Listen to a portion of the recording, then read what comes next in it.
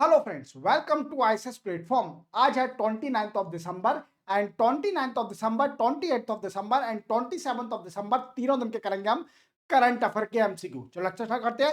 देखो, ये लेक्चर सुबह 6 बजे आता है। व्हाट आई मीन, सुबह 6 बजे। वीक में 3 दिन, मंडे, वेडनेसडे, फ्राइडे, बट आपको पूरे वीक के एमसीक्यू कराए जाते हैं जो भी करंट अफेयर के होते हैं। क्लियर? देखते हैं।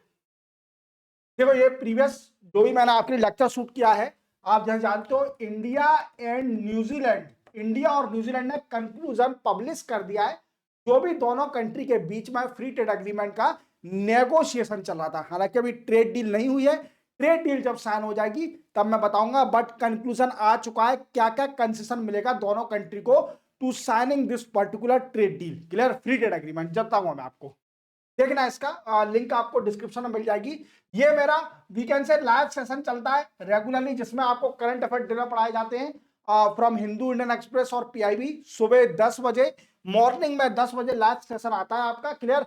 जो भी आपके डाउट है वो सारे क्लियर किए जाते हैं, याद रखना, very very important. Recently president of India release the constitution of India in which language? ये पूछा, बताइए। अभी प्रेसिडेंट ऑफ इंडिया ने किस लैंग्वेज में कॉन्स्टिट्यूशन अभी रिलीज किया है? क्लियर? तो देखना, अभी संथली लैंग्वेज में अभी ये रिलीज किया है, संथली लैंग्वेज में। और इसकी स्क्रिप्ट कौन सी होती है? ओला चिक्की स्क्रिप्ट। देखो क्या है, कॉन्स्टिट्यूशन को, जैसे आप जानते हो कि हमारी कंट्री मल्टी लिंग्विस्टिक कंट्री है, इवन कई सारी लैंग्वेज बोली जाती है। बट क्या है, कॉन्स्टिट्यूशन ऑफ इंडिया तो एक ही है, और डिफरेंट डिफरेंट लैंग्वेज में रिलीज करना ये जरूरी है कि हर पर्सन समझ सके कि हमारे कॉन्स्टिट्यूशन, संविधान क्या कहते हैं। तो अभी रिसेंटली प्रेसिडेंट ऑफ इंडिया जो कि द्रौपदी मुर्मू मैम है, इन्होंने अभी कॉन्स्टिट्यूशन ऑफ इंडिया संतली लैंग्वेज में रिलीज किया है, जिसकी स्क्रिप्ट है ओला चिक्की। याद रखना। Which country will host COP 17 अक्टूबर 2026 से पूछा है, बताइए। कौन सी कंट्री कॉन्फ्रेंस ऑफ पार्टी 17 की कॉन्फ्रेंस को होस्ट कराएगी इन 2026 अक्टूबर में? तो वो है Armenia country. Armenia country host कराएगी। और याद रखना, इसका लोगो बटरफ्लाई है। क्या अभी लोगो आया इसका? जो बटरफ्लाई है जैसा है लोगो। क्लियर? और इसका स्लोगन भी याद रखना, स्लोगन भी बता देता हूं आपको। Taking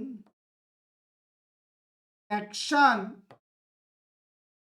for nature, taking action for nature, logo butterfly. और सीओपी 17 की कॉन्फ्रेंस आर्मेनिया कंट्री में होगी, याद रखना। Which country will chairperson of Kimberley process from 1st जनवरी 2026? मुझे बताइए, कौन सी कंट्री होस्ट करेगी, चेयर करेगी किम्बरली प्रोसेस को फ्रॉम 1 जनवरी 2026 से? तो वो हमारी इंडिया इसको चेयर करेगी, याद रखना। अब क्वेश्चन बनता है कि sir what is Kimberley process? देखो, जैसे आप जानते हो, Kimberly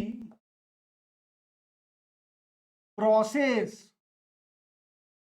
certification scheme was, we can say, established by UN resolution. UN resolution के जरिए ये बनाई गई थी Kimberley process certification scheme in 2003। कब? 2003 में ये बनाई गई थी। बट ये करता क्या है? तो इसका मेन मोटिव है स्ट्रेंथनिंग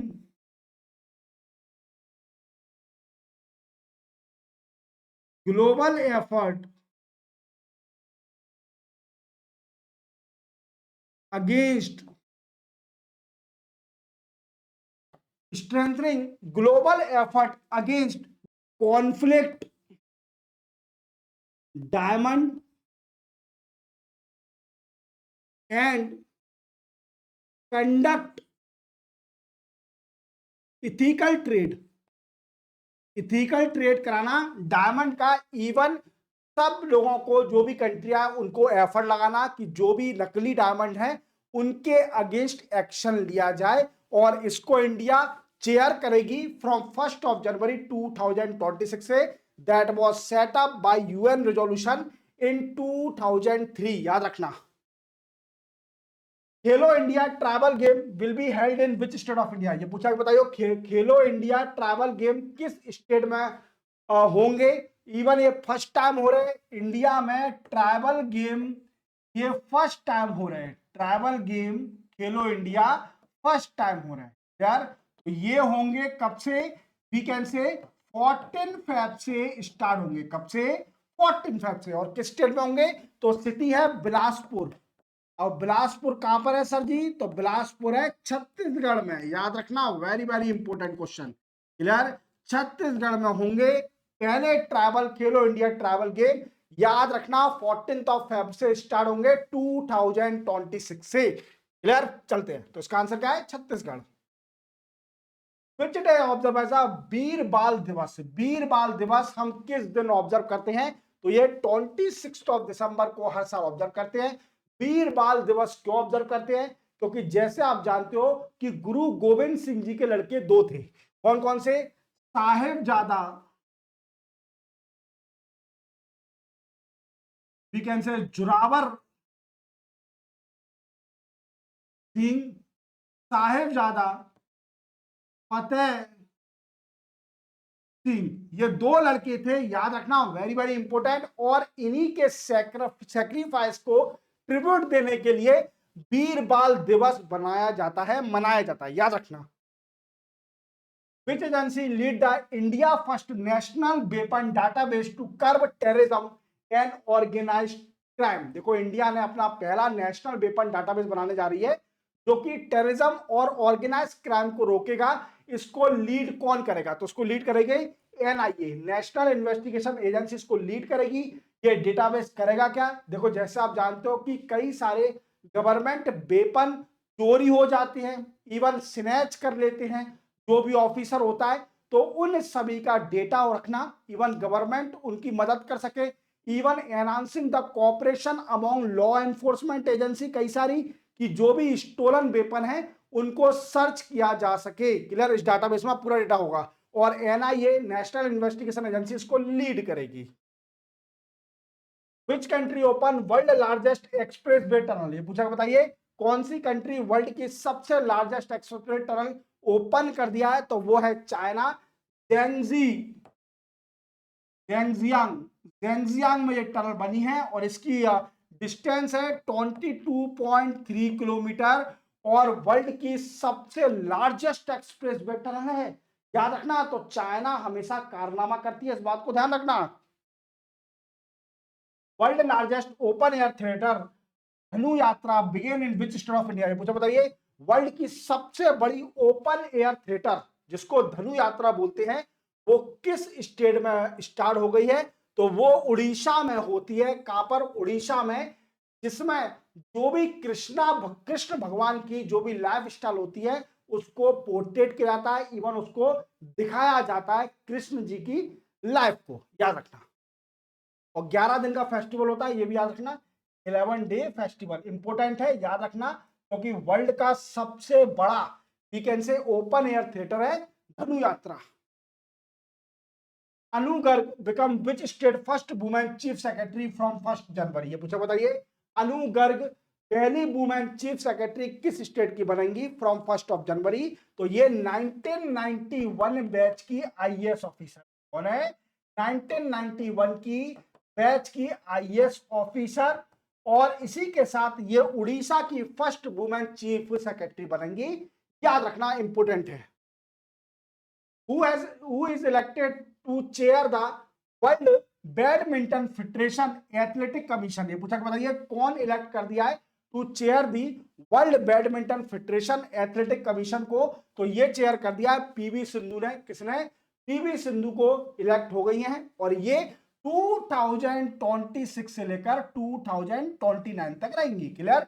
तो ये चेयर करेंगी जो भी world Badminton Federation athletic commission को। क्लियर? तो ये बड़ी उपलब्धि है इंडिया के लिए कि इंडिया की बैडमिंटन प्लेयर जो भी वर्ल्ड की फेडरेशन है उसको चेयर करने वाली है। Which day observe as international day of epidemic preparedness 2025? ये पूछा, बताइए कौन सा दिन international day of epidemic preparedness 2025 observe किया जाता है? तो ये 27 ऑफ दिसंबर को हर साल ऑब्जर्व किया जाता है। ये होता क्या है, जैसे आप जानते हो कोरोना का टाइम आया था, जब कोरोना के टाइम में बिल्कुल कोई भी कंट्री प्रिपेयर नहीं थी, तो क्या है अब कंट्रियों को हाथ लग गए हैं। इवन अगर कोई भी एपिडेमिक आता है, कोई भी वीकेंड से कोई भी ऐसा बायोलॉजिकल डिसीज आती है, तो हम प्रिपेयर रहें। इसी चीज का अवेयरनेस बढ़ाने के लिए ये दिन ऑब्जर्व किया था ऑन 27 ऑफ दिसंबर को।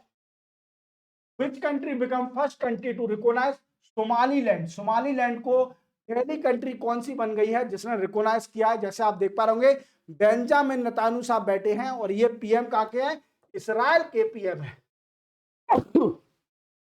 कहाँ के पीएम है? इसराइल के पीएम है, और इसराइल ही पहली कंट्री बनी जिसने सोमालीलैंड को रिकॉग्नाइज किया है। Very very important. तो इसी के साथ ये भी लेक्चर आपका कंप्लीट होता है। चैनल को सब्सक्राइब और बेल आइकन प्रेस करना भूला। अब मैं आपको मॉर्निंग में 10 बजे लाइव मिलूंगा, तो बिल्कुल तैयार रहें। आपके एक एक डाउट क्लियर करूंगा। तब तक के लिए जय हिंद।